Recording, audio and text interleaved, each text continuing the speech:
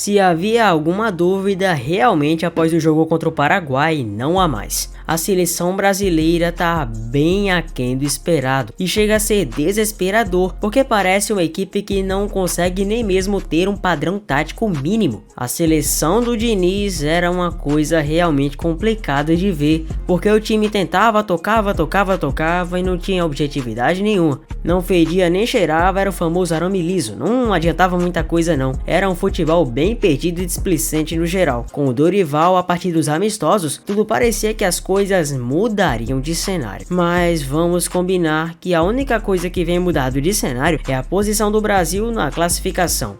Porque vamos combinar e vamos falar a verdade, a seleção brasileira tá brincando de gangorra, ou de sobe e desce, como você quiser preferir. Estava em 4º lugar e agora está apenas a 1 ponto da repescagem, do 7º lugar que hoje reside o Paraguai. A seleção paraguaia só havia feito 1 gol em todas as eliminatórias. É claro que também há uma boa dose de azar. Um chute de Gomes simplesmente absurdo. Uma trivela muito forte e veloz e inesperada que bateu na trave sem chances para o Alisson. Convenhamos, um gol indefensável, mas a seleção teve todo o momento do jogo para poder construir jogadas e conseguir efetivar uma chance perigosa de gol. Mas na verdade, o que a gente viu foi uma seleção brasileira covarde, apática, que não consegue praticamente sair do meio campo. Um Vini Júnior que só conseguiu aparecer literalmente faltando pouquíssimo tempo para o jogo acabar. Pois é, só nos 28 minutos do segundo tempo que o Vini Júnior lembrou que é o Vini Júnior o melhor jogador do mundo. E virou um hábito muito crasso na vida dos torcedores mal acompanhar uma seleção que, afinal de contas, dá pouco orgulho de ver jogar. Muitas dessas pessoas já até dormiram, porque realmente se revoltar com a seleção virou assunto fiado. Quem vai realmente perder tempo de ver a seleção brasileira atuar? Ou mesmo de quebrar a cabeça em neurônios? Cada um já tem seu time no futebol brasileiro e vice-versa. Quem vai queimar neurônios com a seleção assim? Mas vamos aqui com alguns pontos importantes.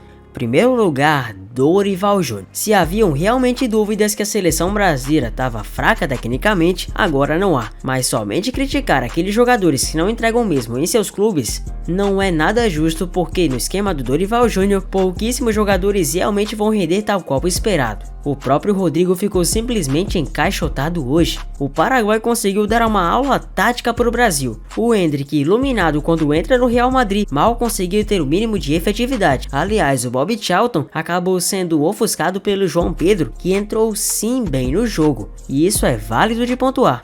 O próprio Luiz Henrique do Botafogo conseguiu entrar muito bem em campo, assumindo a responsabilidade e fazendo boas jogadas. Uma surpresa positiva que não sentiu exatamente o peso da camisa amarelinha. Mas ainda assim a seleção ficou simplesmente paralisada em momentos chave, totalmente irreconhecível e no final de jogo beirando o desespero. Sem padrão técnico algum, a seleção foi no vamos ver se vai, vamos ver se dá, e foi assim até o final. Algumas chances perigosas aqui e acolá, mas pouquíssimas com real organização e total ciência daquilo que estavam fazendo. Para uma seleção brasileira que, de maneira urgente, precisava vencer, a apatia tomou de conta em muita parte do primeiro tempo, e somente no segundo tempo, quando estava praticamente tudo completamente perdido, a seleção começou a acordar. Mas os paraguaios, que já haviam conseguido seu gol, dificilmente dariam brechas e oportunidades para a seleção brasileira aproveitar e, consequentemente, os paraguaios vacilarem. Para quem realmente acompanhou o jogo, percebe-se que o meio campo do Brasil durante boa parte foi nulo, bem como as pontas. Vinícius Júnior realmente lembrou o Vini da Copa América, que relembrou o Vini de outros tempos,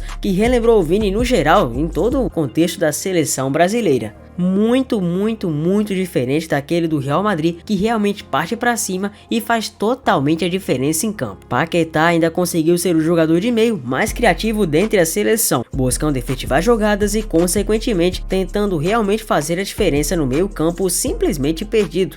Paquetá, apesar das críticas, é um dos poucos que ainda tenta nessa seleção, porque se olharmos para a parte excepcionalmente da zaga, vamos ter totais calafrios. Realmente é muito distante o Danilo em níveis técnicos de estar nessa seleção. O nível técnico do Danilo hoje em dia é bem abaixo. O Danilo tá muito longe de ser aquele Danilo de 16, 18, 19, o Danilo que muito tempo passou a figurar na titularidade da seleção. Na Copa América ele já tinha sido praticamente um jogador completamente nulo, mas hoje realmente estava completamente evidente a falta de ritmo que ele tem perante os demais jogadores. Se é que também dá para fazer um destaque positivo, vamos destacar o Gabriel Magalhães e uma atuação que eu considero razoável para boa. Em relação à seleção completamente desastrosa, não há dúvidas que Magalhães tanto se esforçou como realmente entregou mais tecnicamente falando. Mais uma vez citando o João Pedro do Brighton, quando ele entrou, não é que as coisas mudaram por completo, mas a seleção começou a vislumbrar um pouco mais oportunidades e consequentemente podemos olhar bem para esse garoto, que não tem claro a mesma mídia do Endrick, mas que consequentemente pode fazer muita diferença para a seleção.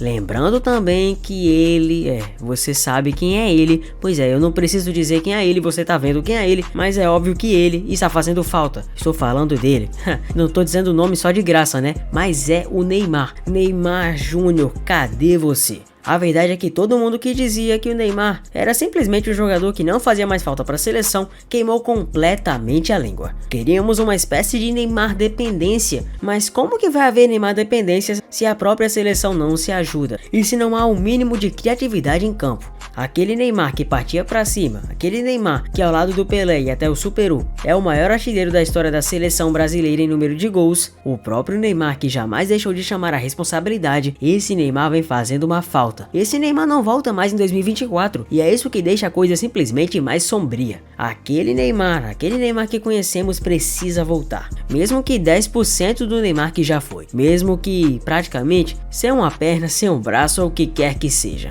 O Neymar com 300 quilos a mais, que seja, o Neymar precisa voltar de um jeito ou de outro, tanto por ser uma liderança técnica, como por realmente ter algumas ideias que acabam sendo melhores que esse vazio repleto de coisas com um tempero agudo de nada e com um recheio de sal grosso de péssimo que a seleção vem ficando. E vamos lembrar, a Argentina, por exemplo, perdeu hoje para a Colômbia e você fala, não foi só o Brasil que perdeu, não foi só o Brasil que se complicou. Mas quando a gente vê a tabela, a Argentina tá em primeiro lugar com 18 pontos, praticamente o dobro de pontos que a seleção brasileira. É simplesmente bizarro ver o nível de decadência que a seleção passou nesses últimos tempos. Estamos a 8 pontos da Argentina, que antes era até presa fácil nas eliminatórias. Se você não lembra, em 2017, a Argentina se classificou para escapar da repescagem, literalmente no último jogo, fora de casa contra o Equador. Hoje a situação mudou completamente e é o Brasil que não tem nenhuma identificação. E que fique muito claro aqui, dando minha opinião como Zefut, já que o vídeo está praticamente todo opinativo. Não adianta convocar jogador de Brasileirão, não adianta convocar jogador da Premier League, não adianta convocar jogador de La Liga, se o problema é muito mais que qualquer coisa. Eu falei de todos os jogadores, mas é um problema estrutural que envolve diretamente a ausência de qualidade na atual seleção brasileira. O problema está no comando técnico. Não é nada difícil admitir que a seleção de Dorival Júnior hoje é completamente vazia e pode convocar o jogador que for, pode trazer o Cristiano no auge, o Messi no auge, o Neymar no auge. Nas individualidades eles podem fazer alguma coisa, mas no coletivo a seleção tá péssima. E isso, claro, tá totalmente na conta de Dorival Júnior. Dorival, ele mesmo, que veio na promessa de tentar renovar o atual futebol da seleção brasileira, tentando modificar o Scred Canarinho de tudo que é jeito. Mas, convenhamos, a coisa tá muito feia.